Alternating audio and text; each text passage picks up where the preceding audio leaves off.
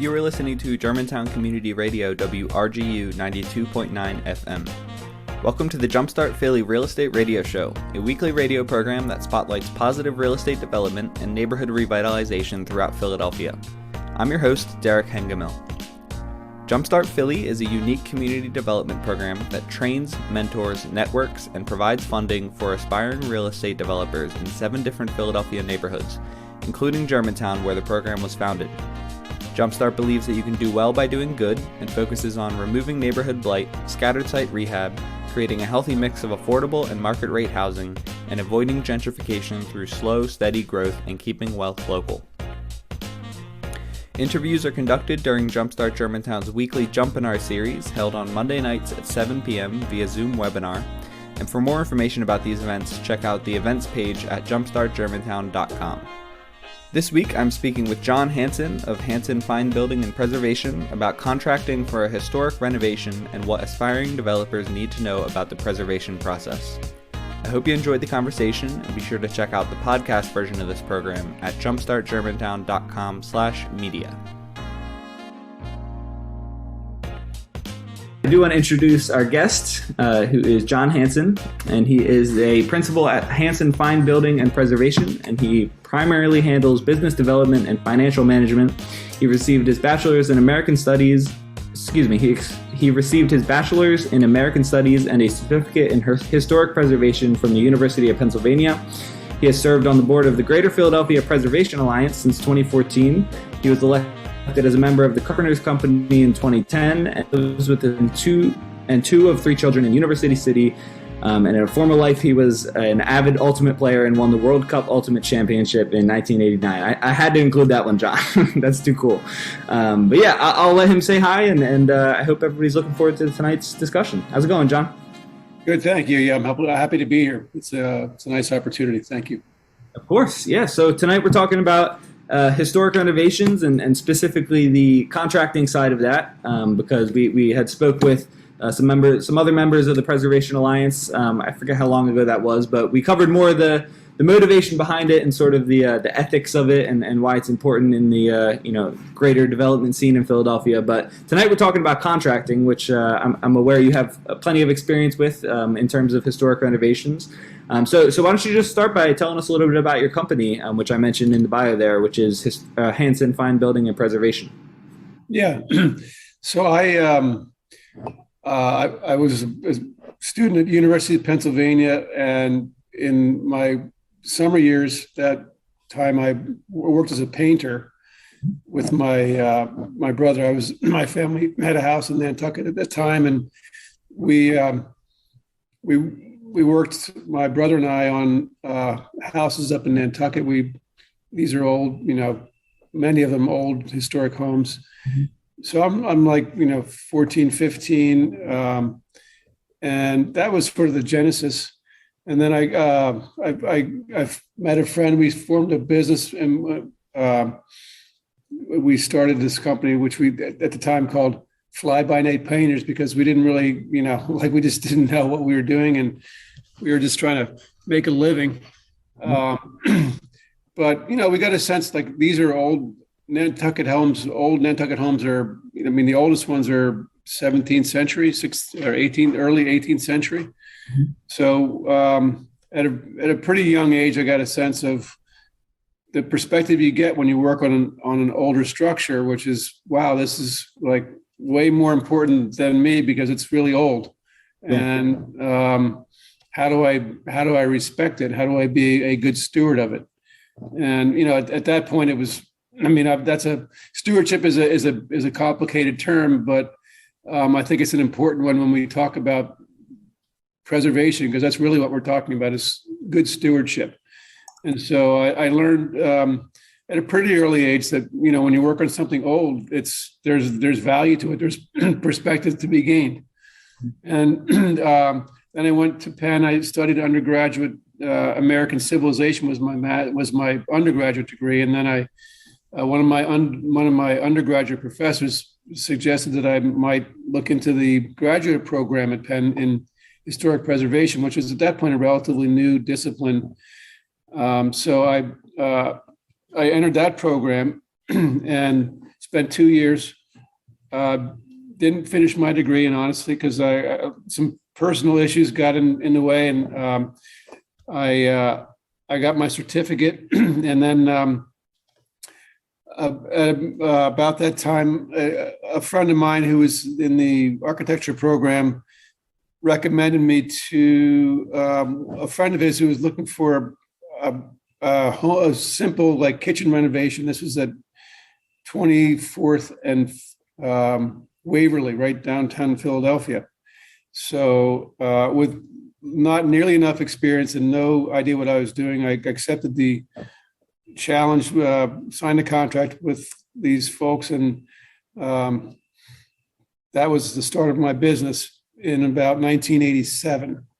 So I jumped in with not enough experience, and looking back on it, I would never have had the fortitude later in life than I did at the time when I was a young, 21-year-old. But that was the start of it, and most of our work has been in the city. Fittler Square was where I started. Fittler Square is where I still do a lot of work. We just wrapped up a very large project at 24th and Pine, and we do a lot of work on older structures, and we also do a lot of work on. Now we're thinking about newer buildings and thinking about the importance of building performance, which is really kind of a cutting edge issue when you think about old structures versus new construction, because you have a lot more opportunities when you're doing new construction to think about building performance. But at the same time, when you think about an older structure, you think about embodied energy, and you think, okay, how much energy am I wasting when I tear this thing down? And what is the real calculation of, what's best for the environment when you think about what you're doing to a home? And we see this conflict all the time. Mm-hmm.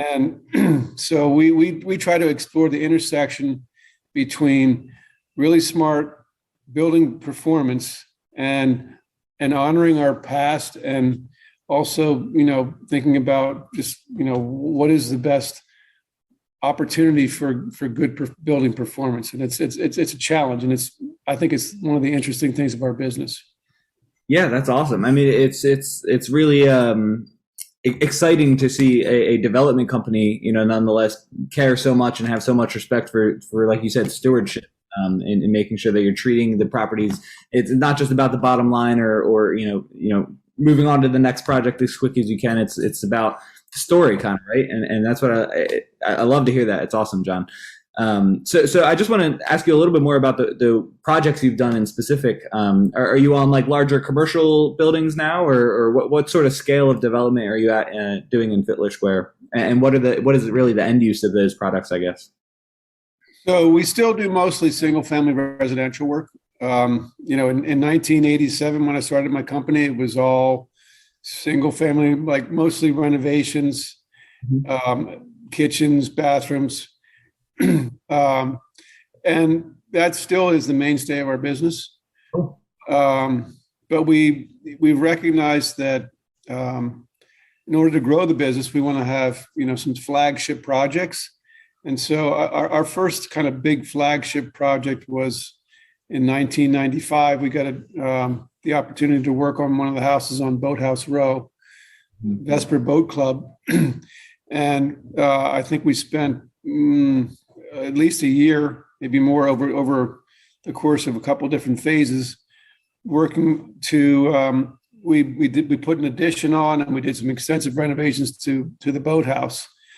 And I just remember feeling at the time, wow, this is really this is important work, because it's a kind of a flagship piece of architecture in the city, and it's recognizable, and it will enhance our residential work.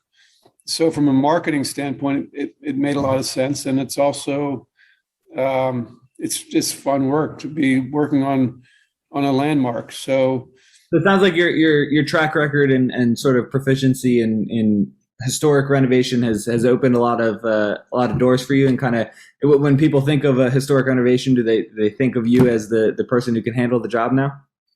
Not the only one, but certainly, I think we are recognized as one of the companies that people should talk to when thinking about significant renovations to an older structure in Philadelphia. I mean, obviously, there's a scale issue. If it's a big industrial building, maybe not so much. But if it's a single family residential building or an historic institution like Boathouse Row or like a museum in the park, we've done several projects like that. Yeah, that's our wheelhouse. Cool. Kind of establishing that niche for people to recognize you with. So I do want to ask you about the Preservation Alliance and the work you do with them. You're a member on the board, right? Yes. Great. So, what have you done with them? I spoke with Patrick Croce and Jennifer Robinson on a Jump an Hour a while back, and they sort of talked to us about their roles, and they seem to be in administrative roles. But what do you do on the board, and what sorts of work have you gotten up to with them recently? Well, I've been on the board since 14, which is longer than I thought. But initially, mostly fundraising. I have connections in the community. The Preservation Alliance is a nonprofit institution, and they rely on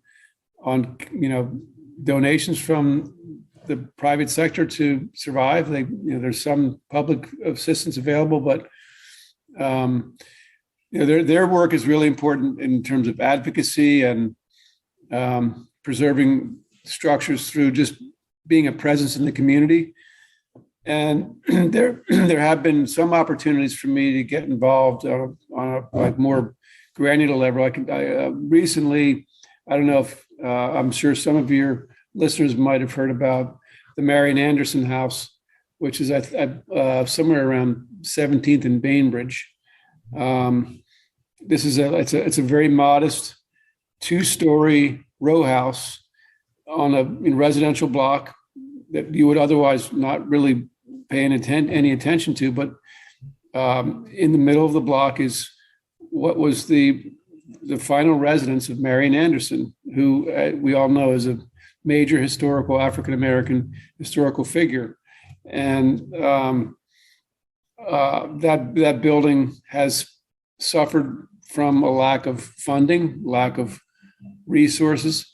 And the Preservation Alliance in the last year got involved with that project. And so my company in the last year was asked to kind of go in and help do a needs assessment and figure out what does this building need in order to.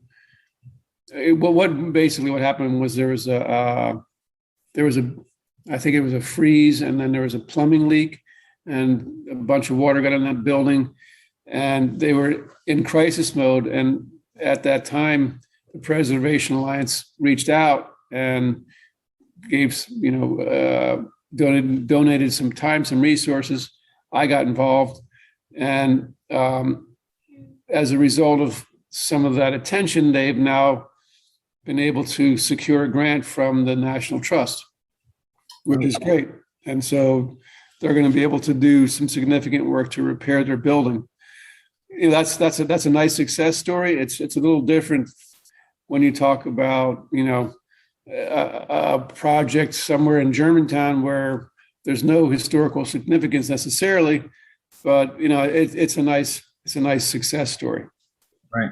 Yeah, that's awesome to hear. And that kind of segues nice into my next question, which is just going to be kind of defining what historic buildings are, or defining what Philadelphia in specifics historic buildings are.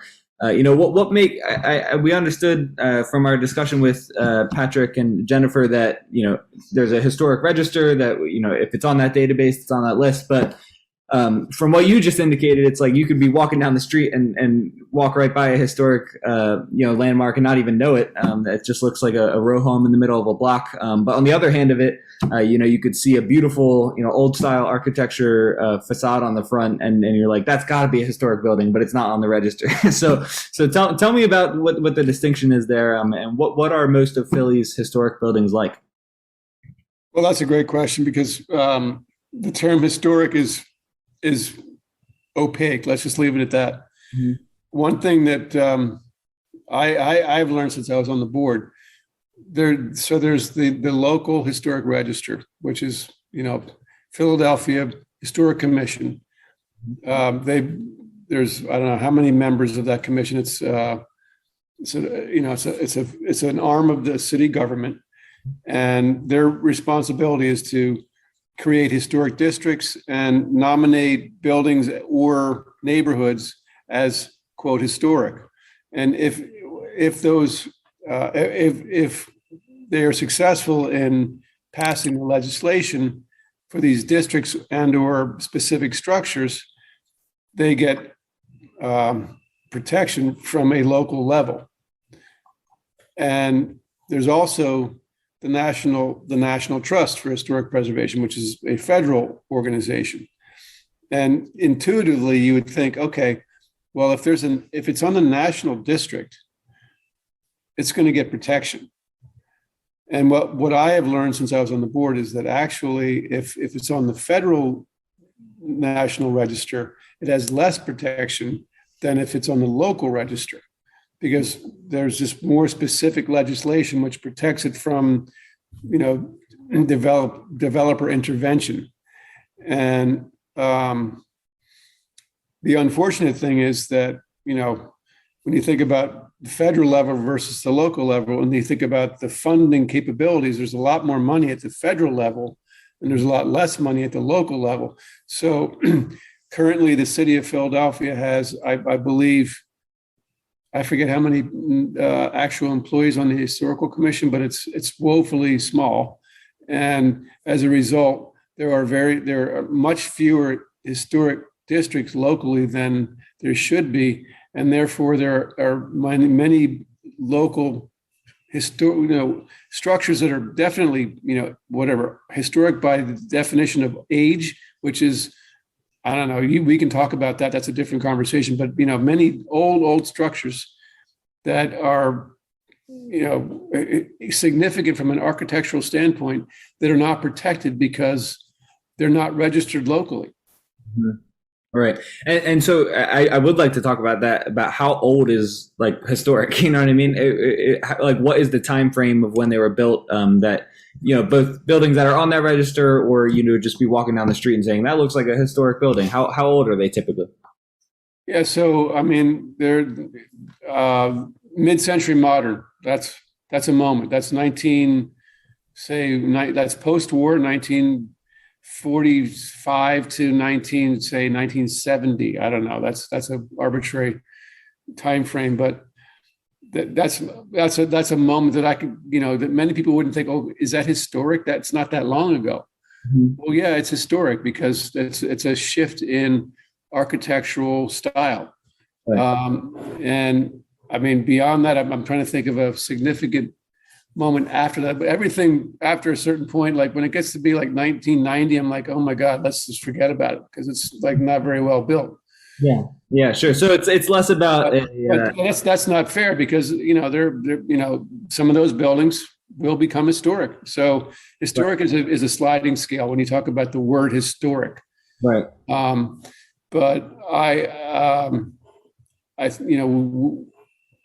basically, when you think about it from this perspective of a builder, what we want to see is at least a very hard look at anything that's existing that has structural integrity, that's in a context that is continuous.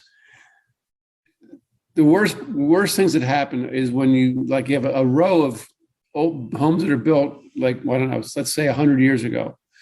And now you start chipping away and you tear down this one and you tear down that one. And now there's like these interruptions in the block. that's where, it's really unfortunate that where you think about the developer mentality and legislation that allows that to happen.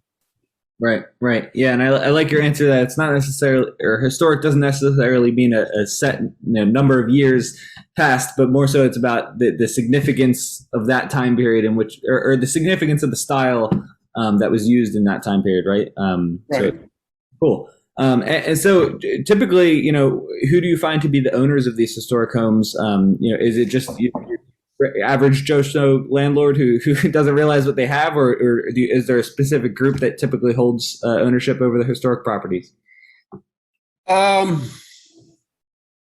I don't know how to answer that one. I would say that there are many owners who buy houses without very unsuspectingly, like they buy a property because it's in a location or because they have some idea that they want to buy an old home and they don't know what they're getting into.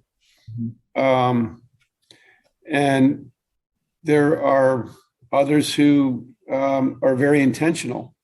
They want to live in an older structure, and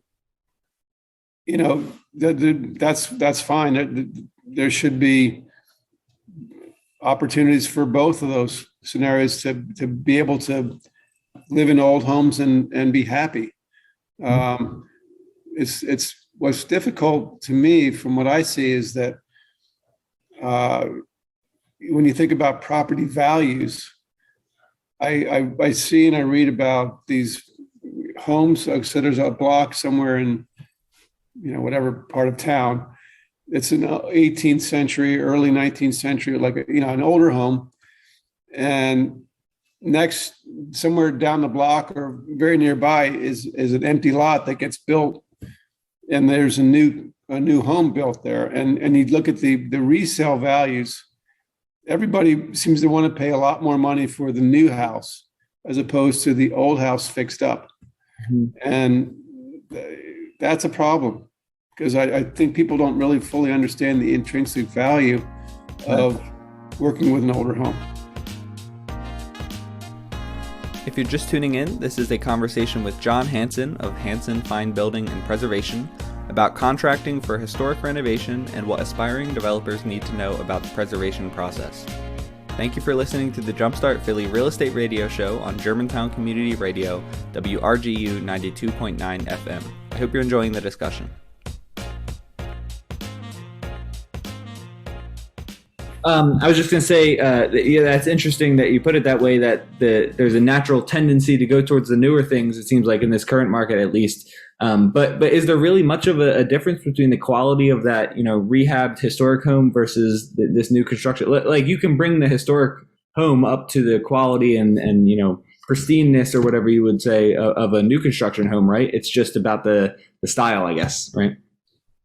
That's another tricky question. It depends on on the budget, obviously, and it depends on the project, the property. I think one thing I've come to understand is that as a sort of a blanket concept, people like to have natural light coming into their home. And older structures the window openings are smaller, and it's a greater challenge. And when you look at newer structures, it's at least well-designed newer structures. It's all about bringing light into the building. And so I think that's one of the big challenges when I talk to folks these days about preserving existing architecture. That's one of the driving ideas is how can we get light into the building? Right.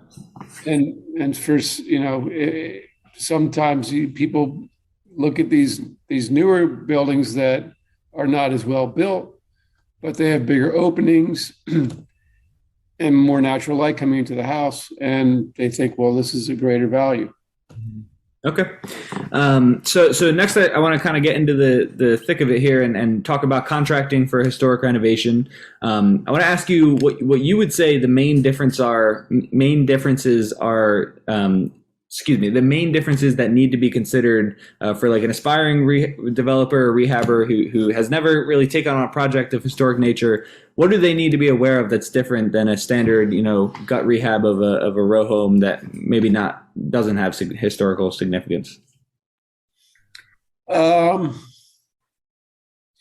Well, there's a greater potential for unknown, obviously, when you're dealing with existing conditions versus new construction. You never know what you're going to find when you pull the plaster off the walls. Mm-hmm. Yeah, I mean, that's a bit of a loaded question because in our business, I would say it's an exception rather than the rule that things go as planned. Mm-hmm. Everything that typically when you tear apart an old house, you're going to find stuff that you didn't really expect.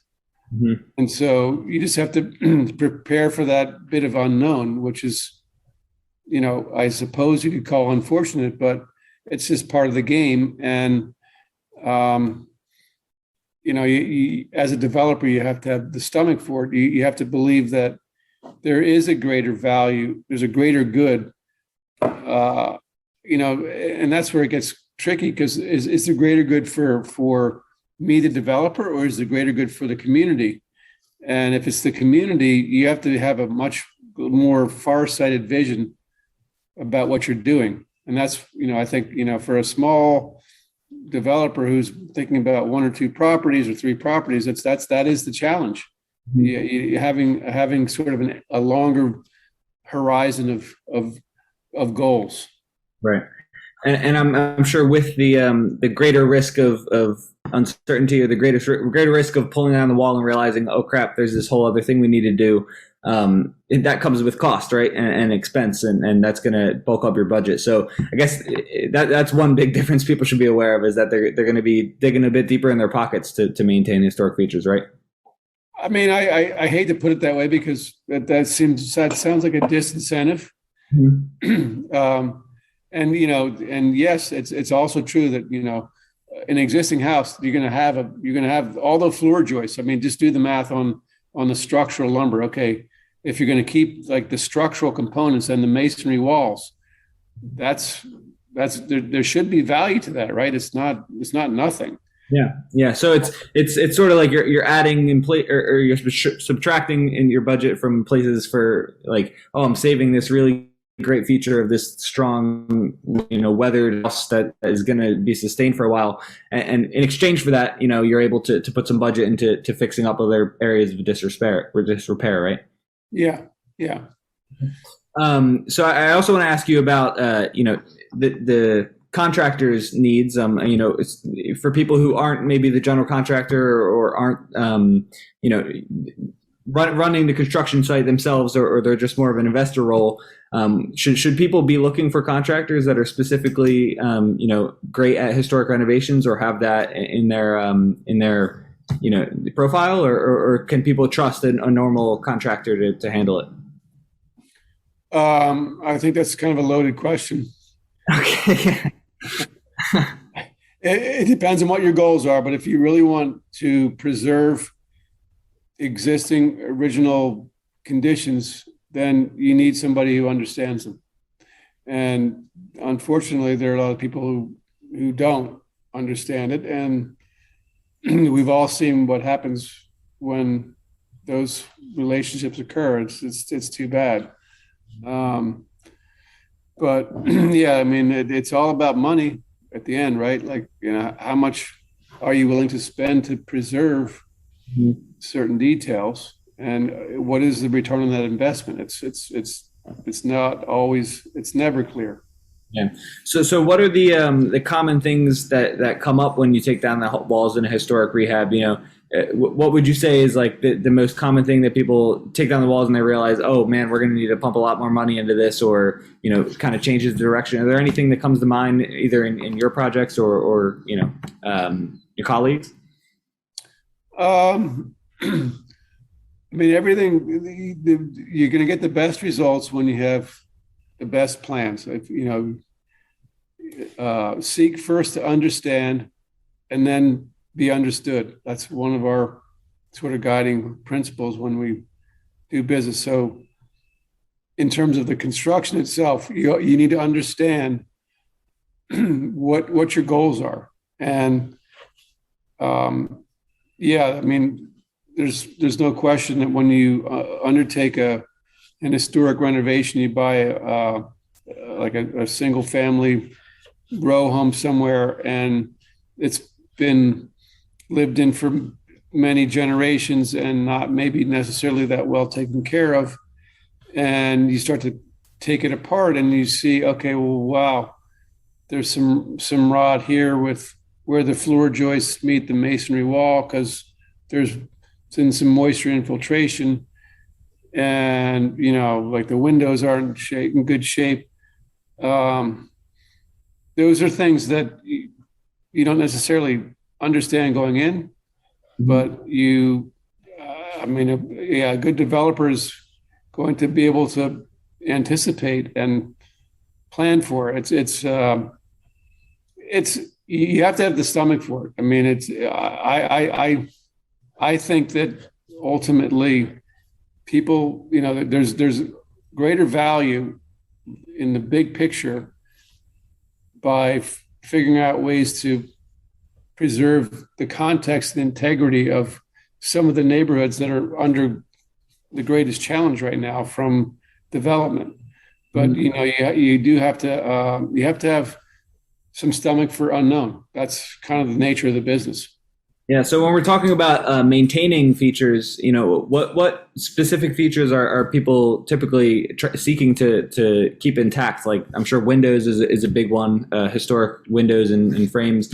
What other things are you think are those like really hot items that you want to make sure you're keeping an eye on? Well, if you start with the exterior, the facades are a big feature of any row or any building in the city, whether it be a row home or a townhome or whatever you want to call it.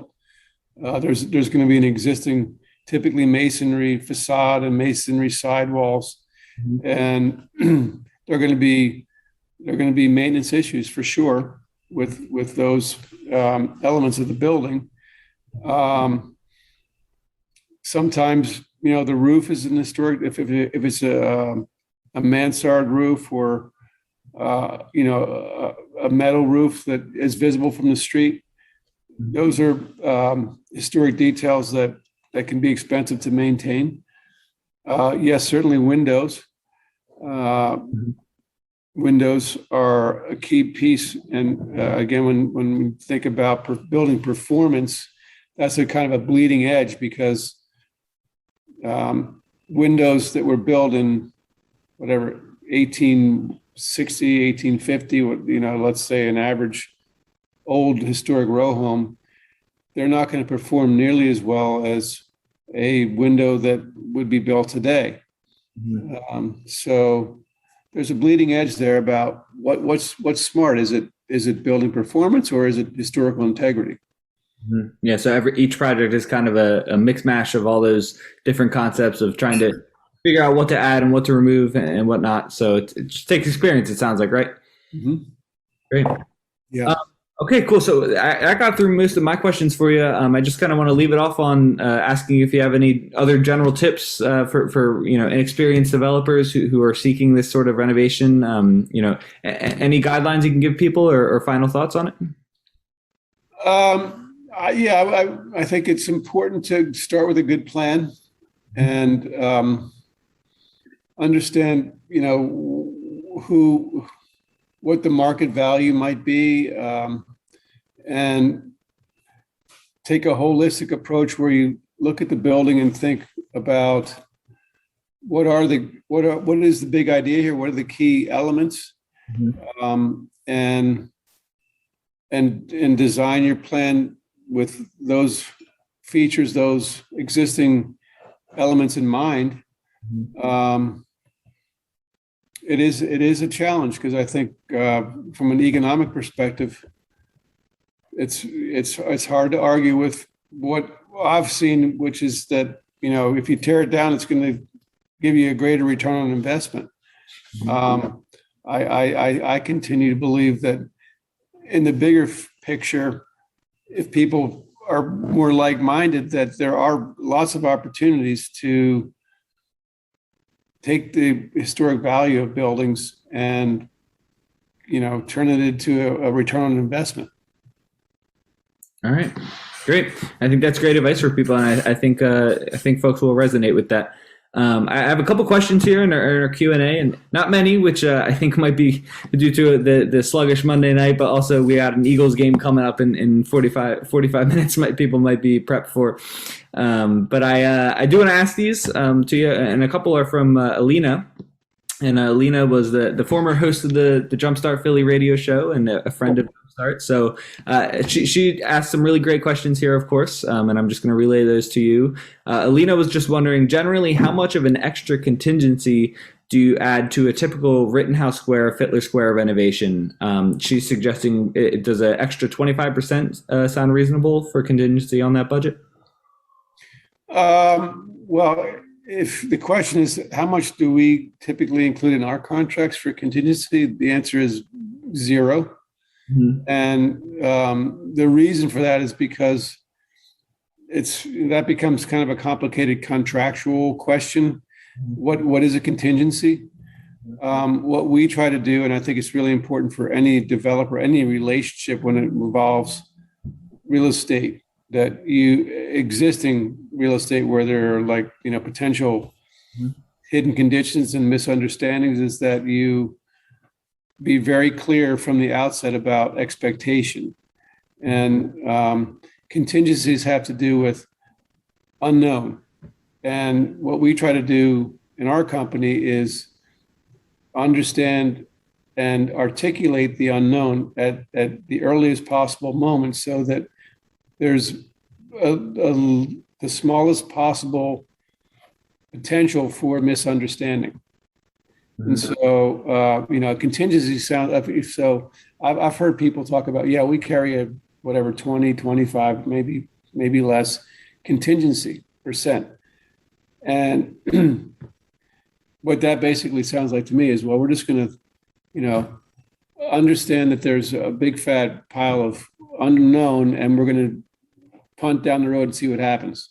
Mm-hmm. And what we try to do is say, okay, well, here's what we know at any given moment. And our number is as clearly articulated as possible based on what we know and also what we don't know. And so we tell our clients what we don't know. And that's, I think, the best potential outcome is when you don't have a contingency for unknown, but you have a conversation about what you know and what you don't know, and the potential for how a conversation to solve it down the road. Okay, so rather than just adding a arbitrary percent on top, makes a little bit more sense to know that the possibilities out there, and then tackle the financials of it later, right? Yes, exactly. Right. Our next question comes from Stefan, and he asked this to one of our guests the other week, but he wants your take on it. And he's looking to reroute a stairway 90 degrees with no obstructions in the way of how you would reach. Excuse me. He wants to reroute a stairway 90 degrees with no obstructions. He's asking, who do you think he should reach out to? A master carpenter, architect, or a structural engineer? Who do you think is his go-to person for that? So in our world, there's a kind of bleeding edge between, do you just hire a good contractor, or do you need to get a professionally licensed architect or engineer to help you with that? And I think so. It's a nuanced answer. Is if you can find somebody who is smart, who doesn't necessarily, then there's a whole question of approvals.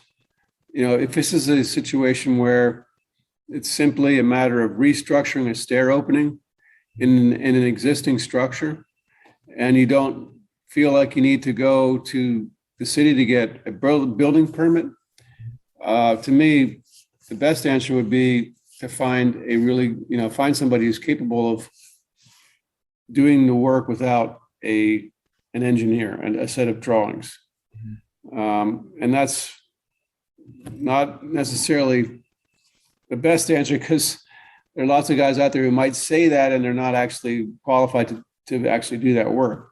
So, that's you're running a risk. But what I will say is, as a business owner, I've seen so many instances where we hire, or our clients decide to hire an engineer to solve a problem, a structural problem, say, a stair opening that needs to be thought and restructured, where then we get into actually building it, and we do it completely differently because the guy who's actually building it has better ideas that actually make more sense because he's the one actually doing the work.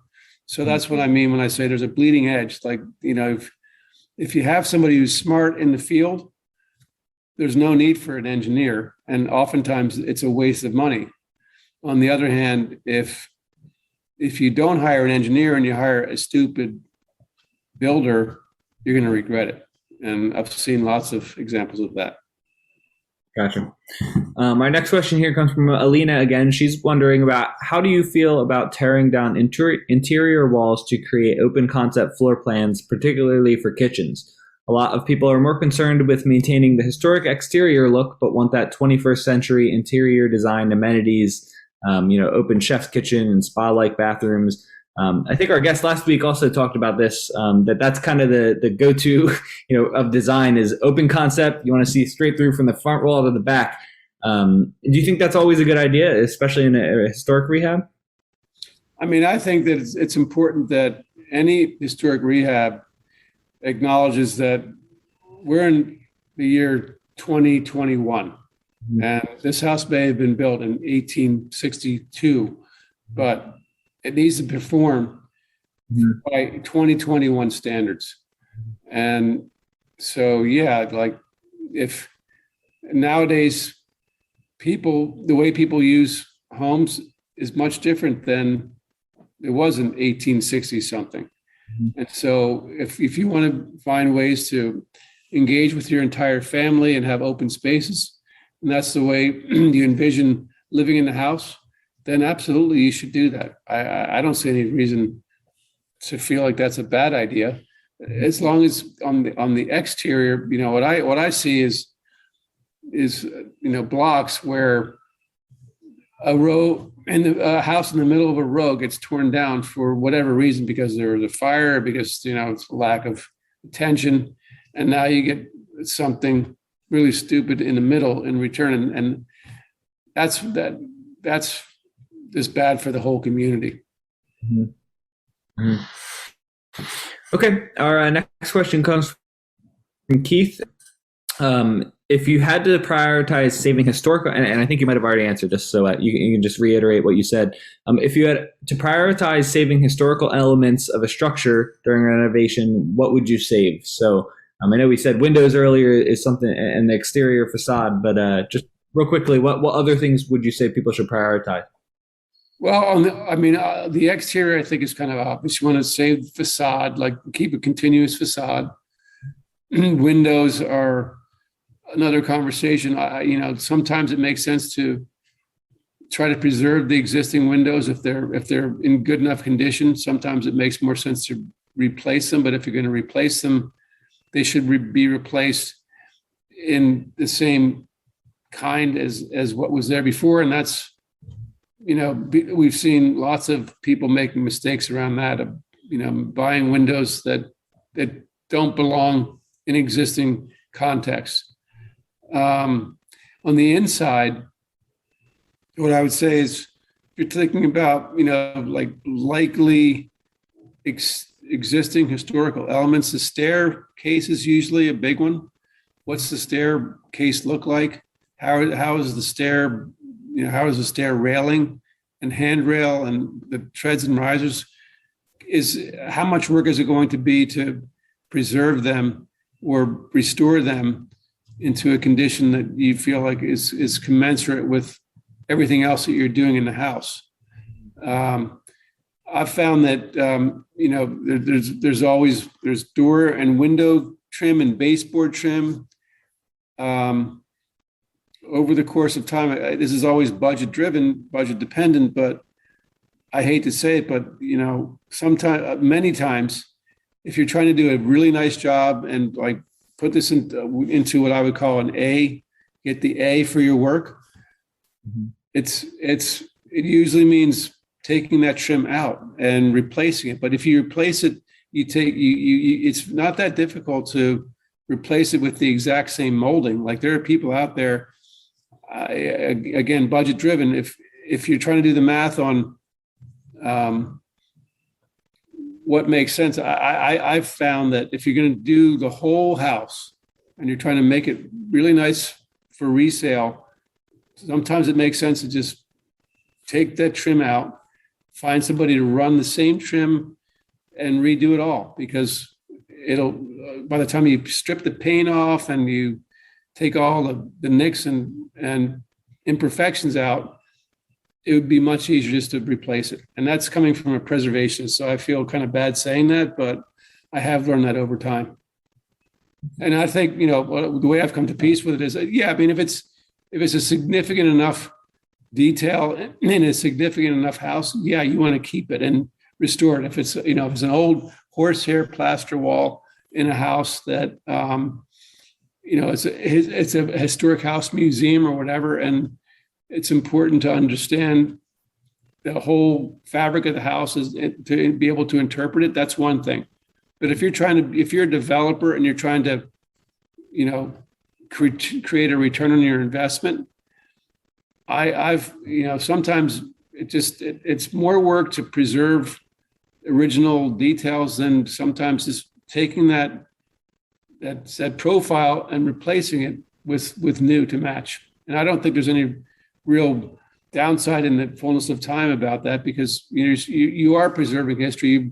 The same details are there. It's just this is newer material. Mm-hmm. Interesting, yeah. And our last question for tonight comes from Anthony, and he's wondering, does your company do full rehabs? Would a jumpstarter be able to use your company as a contractor to rehab a property? So is that something you guys do? We do full house rehabs, yes.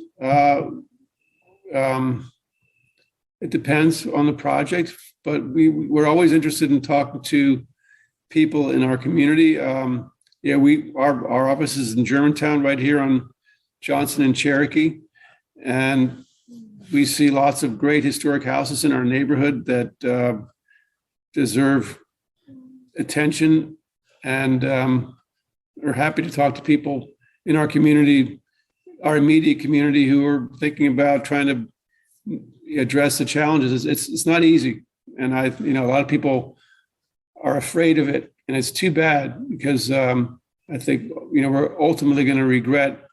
These historic buildings are a finite number.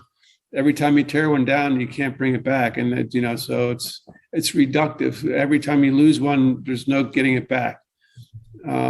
So we're certainly interested in helping anybody from the community who has intentions to do that kind of work, and would love to be able to be a resource if we can. Great. And I lied. This is our last question here from Alina. She was just squeezed this one in and wants us to ask you about HVAC and HVAC systems in a house, and what you think about replacing or what you think about recommending sticking with radiators, oil heat, and window AC units when modernizing with HVAC system is the standard. What are your thoughts there, and what do you think some innovative ways to incorporate that into the marketplace? Yeah, HVAC's a great question, because things have changed since when these homes were first built. My house was built in 85 maybe, and like many houses in Philadelphia, no AC, and the heating system is a gravity fed system. Was so you have these metal grates that you see on the wall or on the floor. And in the basement, there is a furnace that heats air and funnels it into ductwork, and the ductwork allows it to rise like hot air does. And it finds its way up through the house because it's just convecting the hot air. And there's no force, there's no fan. It's just, let gravity do its work. That was the first innovation of of heating houses, not cooling, just heating. And, since then, we've come a long, long way. And in 2021, if you want to talk about a smart way to condition your home, it's not just heating, it's also cooling. And there are challenges on both sides. Some houses, mostly I find it in our neighborhoods, the harder challenge is cooling than heating, because, partly because of global warming, but also because cold air goes down and hot air rises, and it's harder to cool houses. I think in today's world, one of the very first priorities, if you're doing a development project, is to think about how you're going to condition the space. And that's going to be one of the biggest line items of your budget. And so you should think hard about it. And that there are different price points, different ways of thinking about it. But if you want to be forward thinking, what you want to do is think about systems that may cost you a little bit more upfront, but that what you get in return is lower energy consumption. Because when you talk about our built environment right now, if I understand correctly, 40% of energy spent, if you want to talk about global warming, energy consumption is in housing. 40% of all energy consumption is in housing. So that's a big number. That's a big opportunity to find ways to reduce consumption. And yes, there are so many ways to reduce consumption through good, smart heating and cooling. And it can be expensive up front, but it makes a lot of sense in the long term. All right. And that concludes my conversation with John Hanson about contracting for a historic renovation and what aspiring developers need to know about the preservation process. The interviews on this program were recorded during Jumpstart Germantown's weekly Jumpinar series, which takes place via Zoom webinar every Monday night at 7 p.m. And if you'd like to participate in the live Q&A with our guests, be sure to head to jumpstartgermantown.com/events and register for next week's Jumpinar. If you're interested in starting a Jumpstart program in your own community, visit gojumpstart.org and see our how-to guide and open source training workbook. Thanks so much for listening to the Jumpstart Philly Real Estate Radio Show on Germantown Community Radio, WRGU 92.9 FM. Be sure to tune in next week.